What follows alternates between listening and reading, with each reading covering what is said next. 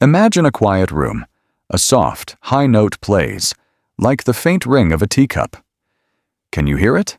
If you can, wonderful. Suppose you can't. Don't panic. Your ears and your brain are a team, and like any team, they change with time. Tonight, we'll use simple sound checks to reveal what's going on in your brain after 50, and, more importantly, how to keep it sharp, calm, and confident. This is not a pass-fail exam. It's a friendly map showing where practice will help most. Keep a notepad.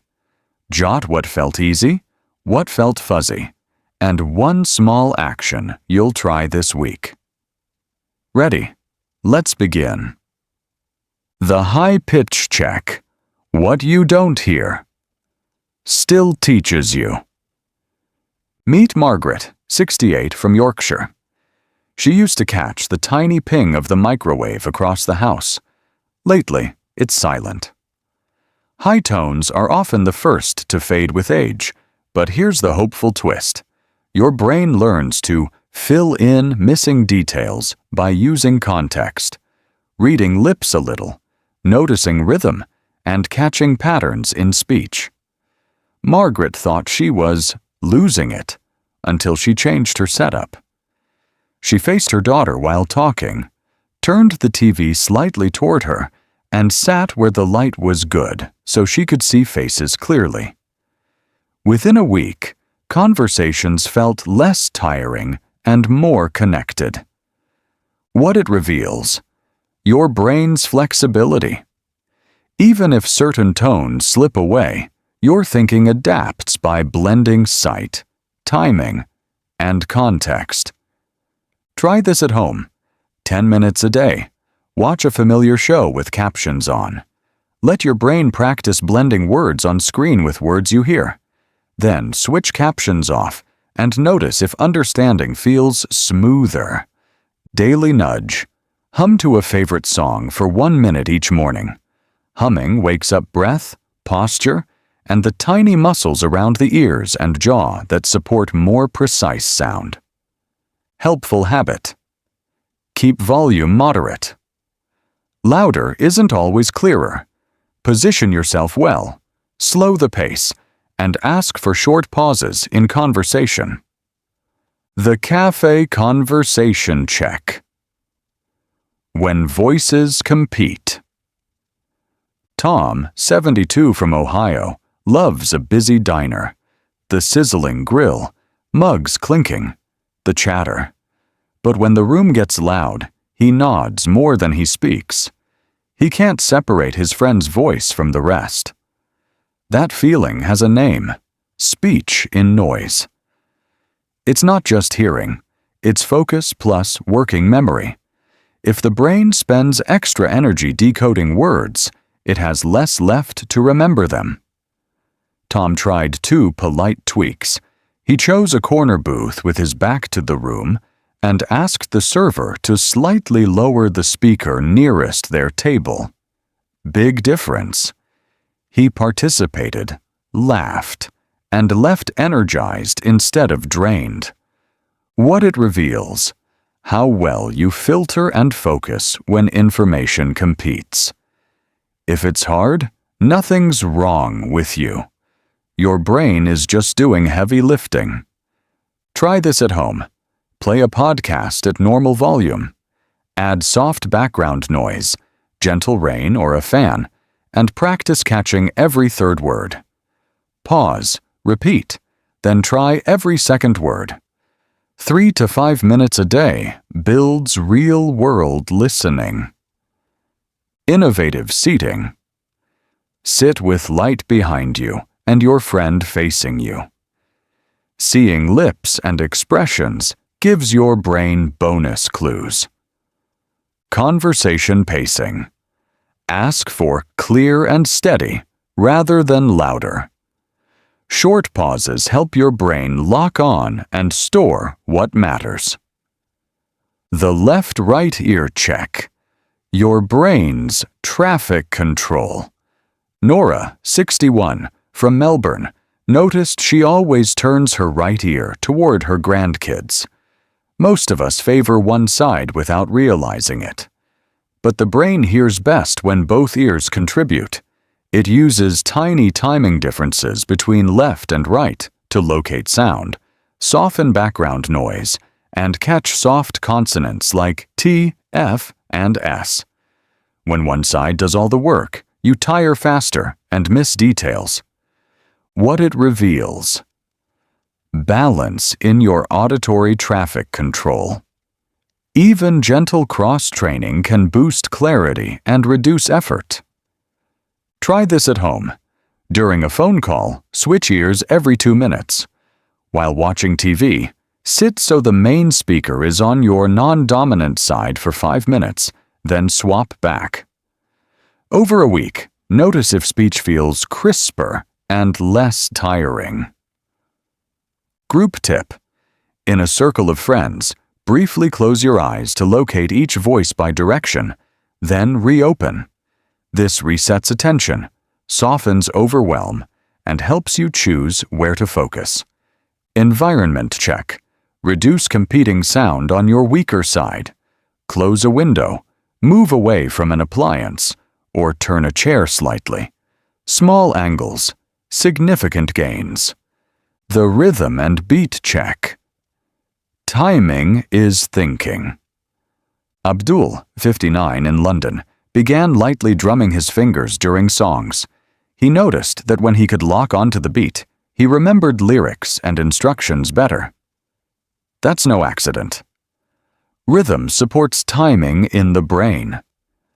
When timing clicks, reading smooths out, word finding improves, and remembering what you just heard gets easier. What it reveals: processing speed.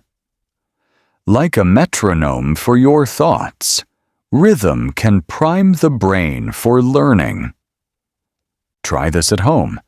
Tap along to a favorite song for 1 minute. No perfection needed. Then read a short paragraph aloud. Many people find they read more smoothly and remember more right after rhythm work. Make it fun. Take a 10-minute rhythm walk. Put on a song you love and match your steps to the beat. At each chorus, lift posture, relax shoulders, and smile. Your mood lifts, focus sharpens, and the day feels friendlier. Memory add-on: after tapping, repeat a phone number, shopping list, or 3 priorities out loud once. Rhythm helps the list stick. The name recall echo: turn sound into memory. Caroline, 66, from Boston, felt embarrassed forgetting her new neighbor's name 5 minutes after they met. She learned a tiny script that changed everything. What it reveals: names are slippery because they're sounds without built-in meaning. The brain loves repetition with variety. Hear it, say it, connect it. Try this at home. When you hear a name, say it back once. Nice to meet you, David. Link it to an image or story. David, like David and Goliath, or David with the blue door. Use it again within 30 seconds. David, how long have you lived here? Now the name lives in a small story your brain can find later. Evening echo: record a 10-second voice note each night, one highlight of your day. Re-listen in the morning. That tiny loop: hear, store, recall, trains memory without pressure. Conversation cue: if a name slips, be honest and warm. I want to remember well. Would you remind me of your name? Most people appreciate the respect. The calm sound: reset, quieter ears, quieter mind. Priya, 70, from Sydney, sometimes hears a soft ringing at night. Stress can turn up the volume on any sound, real or phantom. When the nervous system is wound tight, the world seems louder and closer. When we calm it, the sound softens and gets easier to manage. What it reveals: your volume knob sits in your nervous system. Your breath and posture can dial it down. Try this at home. The 4-4-6 breath with a gentle ocean track. Inhale for 4, hold for 4, exhale for 6, smooth and long. 2 minutes before bed, ease jaw and neck tension and help your brain sort sound from worry. Listening walk. Once a day, notice 3 far sounds, 3 mid-range sounds, and 3 near sounds. Name them quietly. Distant traffic, bird, wind, neighbor's dog, footsteps, kettle, my breath, my sweater moving, a page turning. This anchors attention and trains selective listening. Evening routine. Lower lights, lower screens, lower volume. Give your brain gentle edges so it can rest. If ringing or ear pain persists, book a professional hearing check. Relief often begins with clarity. The tempo and pause check. Speed limits for a thinking brain. Evelyn, 73 from Kent, realized she understood her grandson perfectly on a slow voice message, but missed half of it on a fast hands-free call in the car. Exact words, different speed. The brain isn't just decoding sound, it's slicing time, attaching meaning, and filing memories. When speech is too fast, or when we rush ourselves, accuracy drops and stress rises. What it reveals: processing comfort zone. Matching pace to your brain's sweet spot boosts comprehension and recall. Try this at home. Read a short article aloud at a gentle pace, adding a tiny pause after each sentence. Then summarize it in 1 sentence. Next, read the same article faster and try to summarize again. Most people feel calmer and remember more at the slower pace. Conversation cue. Kindly ask, "Could you say that a bit more slowly?" I want to catch every word in meetings or family chats. Normalize pauses. Let's take a second to absorb that. Tech helper. On videos or podcasts, start at 0.75 to 0.9 times speed for complex topics, then return to normal. Your brain will thank you. The tune-up routine. Small habits, big payoff. Here's a simple weekly plan you can actually keep. 2 days.